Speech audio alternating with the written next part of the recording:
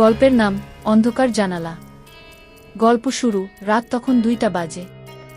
শহরের এক প্রান্তে পুরনো একটি 4তলা বাড়ি, নাম শ্যামলী ভিলাগু। বাড়িটা একসময় জমজমাট ছিল, এখন অনেক দিন ধরে ফাঁকা। কেউ ভাড়া নিতে চায় না। কারণ বলা হয় 4র্থ তলার একটা ঘরে কিছু অস্বাভাবিক ঘটনা ঘটে। কিন্তু এসব গল্পকে মিথ্যে ভেবে নতুন এক ভাড়াটিয়া, রায়হান, উঠে পড়ে সেই ঘরেই। প্রথম দিন সবকিছু ঠিকঠাক। দ্বিতীয় দিন মাঝরাতে হঠাৎ জানালার কাছে ধাক্কার শব্দ। রায়হান চোখ মেলে দেখে জানালার বাইরে একটা ছায়া, যেন একজন মানুষ দাঁড়িয়ে।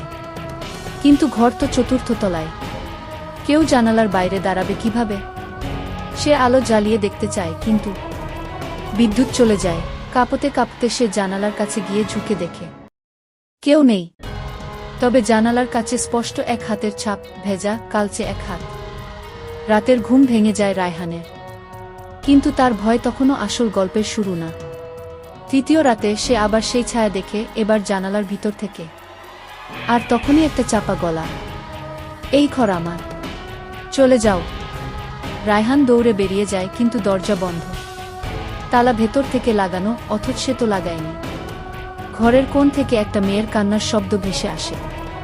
সেই সঙ্গে জানালার পাশের আয়নায় দেখা যায় এক ভাঙা মুখের মেয়ে, মাথা কাটা, চোখ ফাঁকা, আর ঠোঁটে এক বিষাক্ত হাসি।